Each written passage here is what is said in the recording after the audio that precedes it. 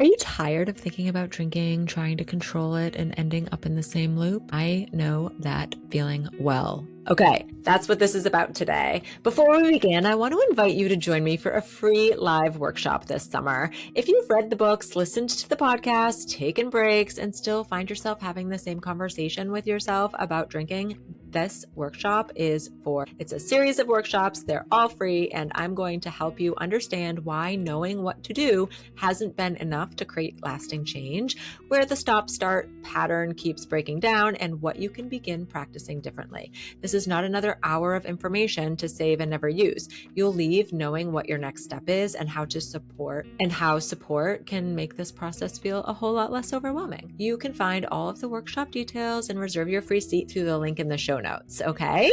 I cannot wait to meet you. I hope to see you there. Welcome to the Feel Good Alcohol-Free podcast, where high-achieving women learn how to step out of the stop-start cycle and build a life that feels calm, clear, and alcohol-free on purpose. I am your host, Lindsay. I am an accredited sober coach and former high-functioning drinker.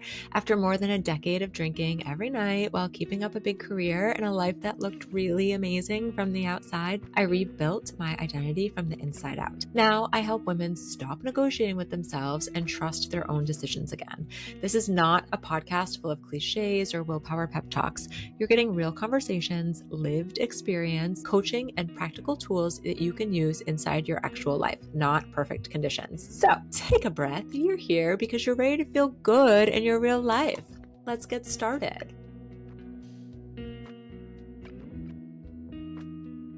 I'm so glad that you're here, taking some time for yourself. My goal is that it's going to help you move forward on your journey here. Do you ever get into these moments where you're like, oh, everything I'm listening to or reading right now is, you would categorize it in like self-help? And I want to tell you something. I want you to sometimes take a break from that. Something that I really learned in my own journey is, and this is what I teach women in Feel Good AF, we talk a lot about this. When you're trying to make this very big change in your life, it becomes very fatiguing. It becomes exhausting because you are going to be putting a lot of thought and effort into this change. And so you're in the growth zone. You're growing all the time, and it can be really tiring. So go and read a Colleen Hoover book, or, whoever you love. My authors that I'm obsessed with lately are Frida McFadden and Colleen Hoover. And then I'm going to probably say her last name incorrectly, but Jodi Picoult. I just love the three of them. And there's lots of others, of course, but there's usually a book by one of them that I'm listening to or reading. And so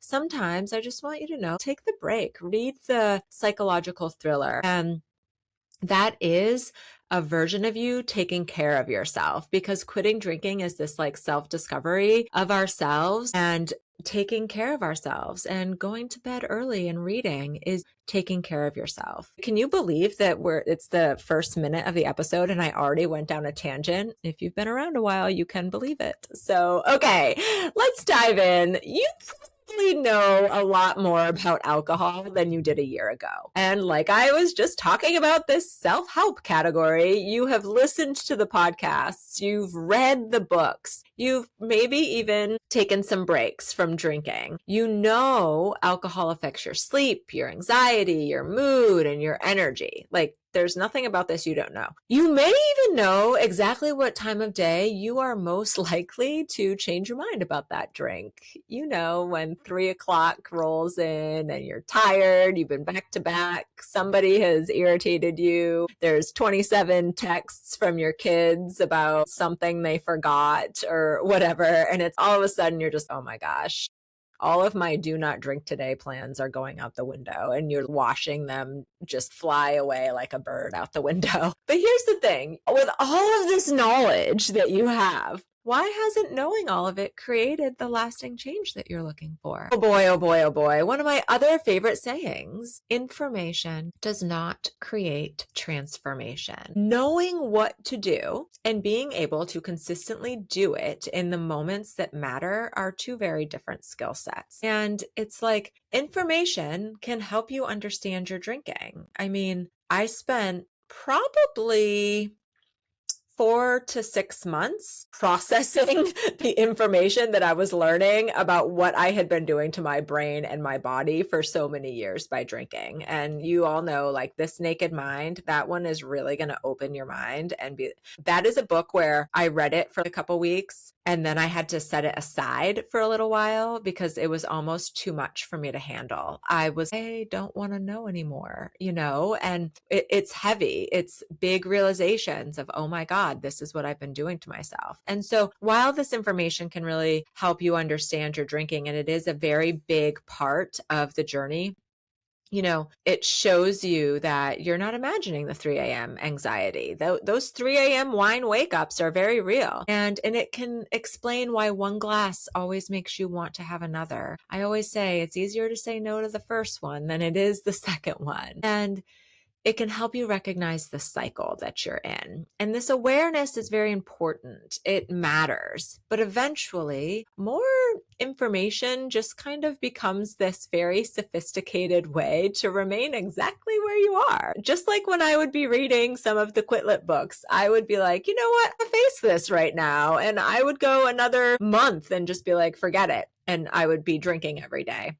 I would say things like, I'm just not meant to be a non-drinker. Like, I'm just a drinker. It's just who I am. And I would just reinforce that mindset to myself. But really, as you are reading, because eventually I would be sick and tired of being sick and tired, and I would dust myself off and I would, start a break or pick up another book, because then you learn something and it can help you feel motivated. And you promise yourself that you're going to do things differently. However, you might have all of that go through you, and then 5 o'clock arrives, something happens, and you return to the response that you've already practiced hundreds and hundreds of times. And it's not because you didn't understand this information that you've learned. You understand the concepts that I teach you in this podcast. You understand what you've read. It's because you haven't practiced what to do in that specific moment. We have to practice over and over how we want to show up around alcohol. And this is like, I had so much information before my last drink. And all of that information gathering was part of the quitting drinking. And I already knew that I felt better when I didn't drink. I had started taking some breaks. I knew that my drinking was the common denominator to why I didn't feel good. And I knew that it was creating distance in my marriage. I knew that it was making me feel like garbage. I knew that it was taking up a lot of mental space that I didn't want to be spending thinking about. And I knew it wasn't helping me. I knew I was tired of having the same freaking conversation with myself. How many days are you going to wake up and say, I'm not drinking today, only to drink? That's where I was at. I was like, how long am I going to keep doing this? And I'm kind of laughing about this right now. And for me, I feel like I can look back and be like, Jesus, Lindsay, what the heck? But if you're in that right now, I know how you feel. I hope that this is a little bit of a moment for you to say, yeah, how long am I going to keep having this same conversation with myself? It feels like garbage. And so, I'm not here to make you feel like garbage. I'm here to have you have aha moments and help you move forward on your journey, because I just say this with so much love, and I just know how it feels, and it sucks. It sucks to wake up every frigging day and say, I'm not going to drink today. And then at 3 o'clock, you've got a list of reasons that you're saying, make it okay.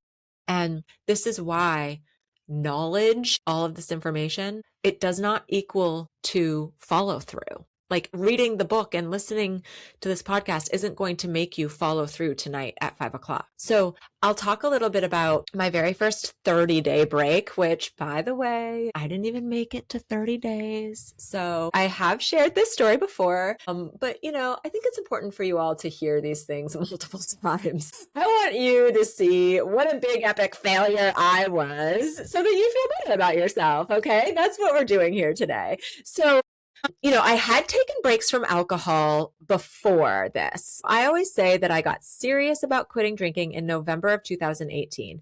And prior to that, I had done a couple of 30-day breaks, but they were all because I was actually doing a Whole30. So if you've heard of Whole30, it's an elimination diet. You don't get to eat like dairy, you're basically eating meat and vegetables and nothing with ingredients that you can't pronounce. And so also no alcohol. So I had done 2, maybe 3 of those, but it was very different. That's a very different environment because there's an end date. I actually literally had my little 30-day calendar of my Whole30 that I would check off every night before bed.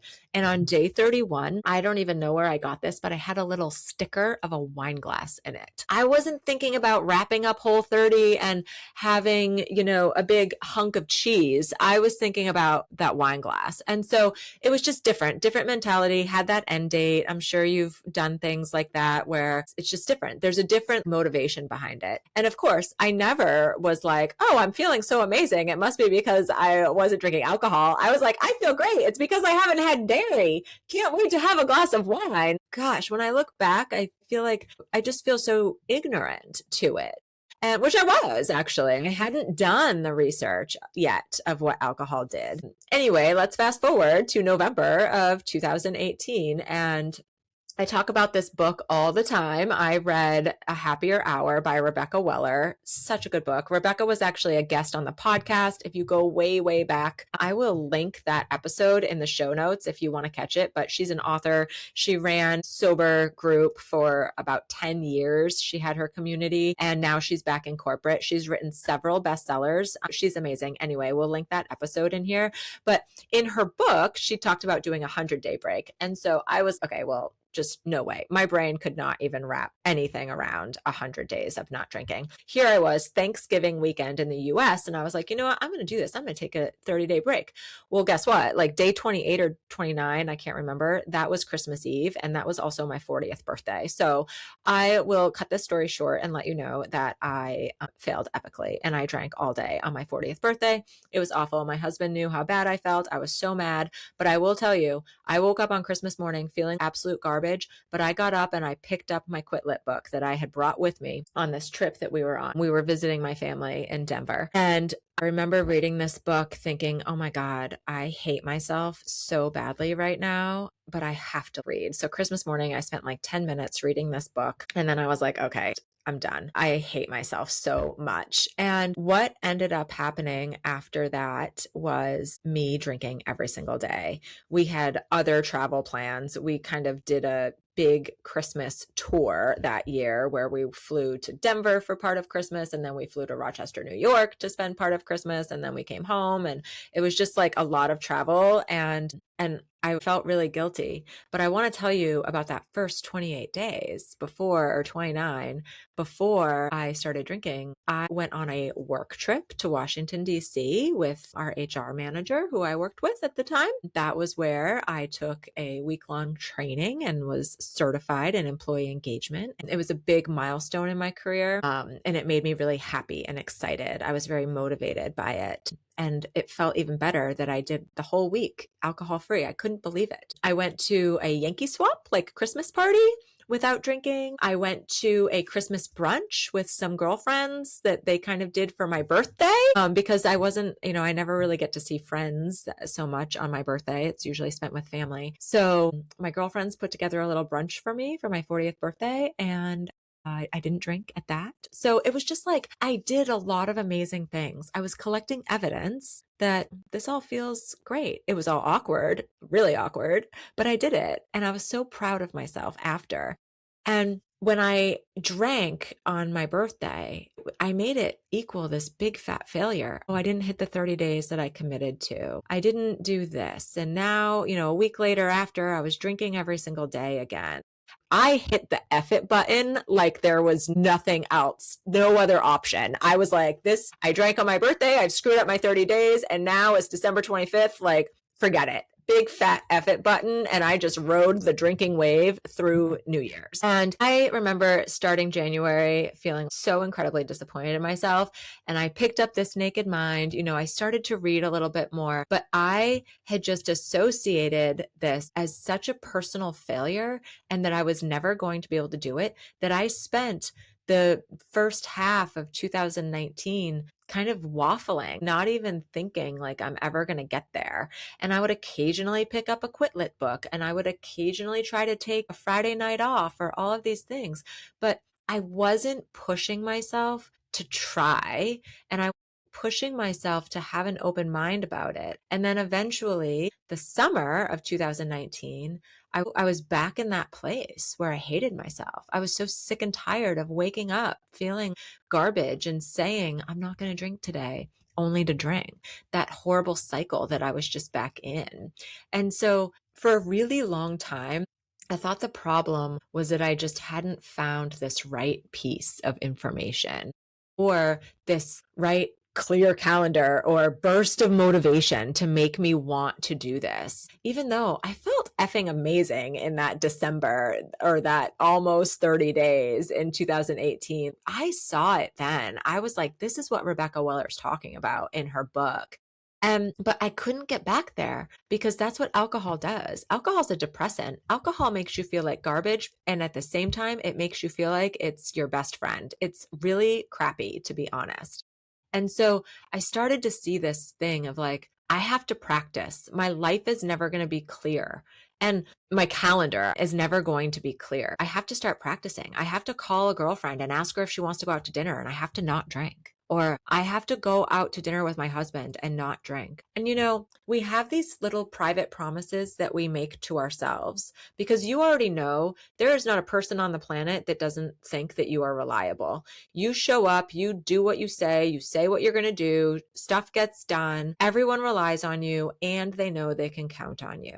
It's these private promises that we make to ourselves that we're constantly renegotiating. And that's total BS. We should be the last person that we're negotiating what we want with. Like, hello. And so when we make these plans in the morning by ourselves saying, I'm not going to drink today, it can feel really sincere. I'm not drinking tonight. I got this. Then the workday happens. Then when you walk in the door, your husband has a drink in his hand. He asks you if you want one. You get disappointing news of something. You're tired. It's sunny out. It's Thursday. Apparently now Thursday requires wine. I mean, I was like 40 years old still saying Thirsty Thursday. So this is the same brain that made that promise in the morning is building a case against it. It's got all of this list of things, these justifications. And because the only person involved in this negotiation is you, your brain gets to act both as like the attorney and the judge in the moment. So this is that loop that you have to get out of. And support really interrupts that old pattern. Really good coaching does not mean that somebody follows you around and like slaps the wine out of your hand. That's not what I do with my clients. I don't have this little thing that I give them that is a flicker that flicks alcohol out of their hands. Although that would make a very interesting premium VIP package that I could offer my clients. But support gives you a place to slow this pattern down. And I teach women how to objectively look at, okay, what's happened here? What am I feeling? What did my brain make that feeling mean? What is the story that I'm telling myself? And what do I really need in that moment? What will I practice the next time this happens? Instead of treating every difficult moment as this evidence that you can't do this, we use it as information. I teach you exactly what to do with all of the thoughts that are running through your head. And that's what changes things about how you move forward. Because when you stay in the negative thought tracks, you stay stuck. But when you can look at this objectively and less critically, to be honest, that is how you move forward. You're no longer beating yourself up anymore. You're taking what you've got, taking the experience, looking at what you've learned, and you're moving the F on. Because let's get real. You don't want to label yourself. Neither did I. We're not here to label ourselves or to think about drinking anymore. You're looking at this as a problem that you want to solve. And I promise you, if you give this your all, in 9 to 12 months, this is going to be behind you. You will not be thinking about drinking anymore in a year. Give yourself the attention and love that you deserve right now to solve this problem. I promise you. So you don't rebuild this trust in yourself by making bigger promises or harder rules. Self-trust is built through this guided practice. You rebuild it by making clear decisions, practicing them, and then learning how to respond when the things don't go perfectly, because not everything is going to go perfectly. This is why trying harder is not the answer. And because you also may already be trying incredibly hard. And by trying hard without a process, usually becomes I make a promise, I'm white knuckling, and then I drink, and then I regret it, and I'm mad at myself, and then I start again. And so when you work with me, we really interrupt that cycle. We figure out what is happening beneath the urge. This is what I want you to really think about. Like, what is happening underneath it? And we prepare you for the situations that repeatedly trip you up. You know, the shitty Tuesday that you had. And we help you follow through in these smaller, repeatable ways, because this whole thing looks really overwhelming when you just start to think about all the areas that alcohol touches your life. We can't look at all of the areas at once. We're going to look at small things that we can change in your life. And then we make sure that one difficult night does not become another 6 months of starting over. That is the big key here, because it does feel often like you're taking a couple steps back in this journey. We want to make sure that you're not taking 50 steps back. So many women, and I used to say this too, we say, but I should be able to handle this. I should be able to do this on my own. And high achieving women are especially good at believing that they should be able to solve this alone, because you probably manage a team, you manage people, you make complicated decisions. There's a lot on the line when you make a decision. You've built this very successful life. You are the person that everybody turns to. So when you need support with alcohol, it feels kind of offensive. Like, that's how I felt. And your ability to succeed professionally does not mean that you should instinctively know how to change a deeply practiced emotional coping pattern. You're capable of doing the work to get there, but that doesn't mean that you have to invent the entire process while you're inside it. I want you to think about how it feels right now to carry this by yourself. The morning promises, the afternoon negotiations, the constant monitoring and mental challenge and mental chatter that goes on. The shame when you do something that you said you weren't going to do. And now I want you to picture having me beside you in this process. I'm not judging you. I'm not forcing you to do anything. I'm not giving you another list of facts about why alcohol is bad.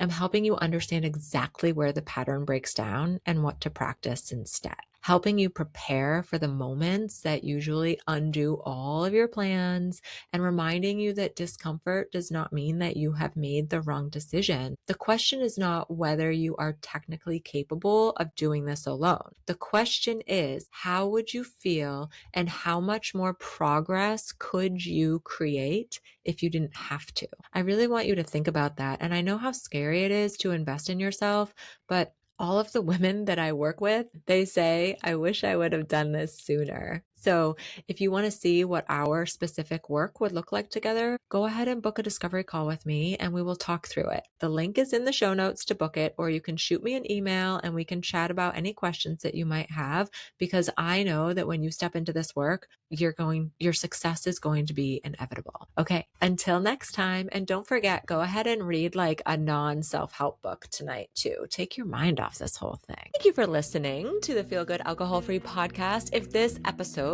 landed for you, it would mean a lot if you left a review or take a quick screenshot of it and share it on social media. That's how this show reaches more women who are ready to stop living in the drinking loop and start leading themselves with confidence again. I'm on a mission to change the way high-achieving women think about alcohol, because you don't need more willpower or more rules around your drinking. You need real support, real tools, and the truth about what's actually possible for you. So keep showing up for yourself, keep telling the truth about what you want. And remember, the life you want isn't found in a glass or a bottle of wine. It's built in the decisions that you can stand behind, the ones that you feel really good about. My DMs are always open and I can't wait to get to know you better. I will see you next week in the next episode.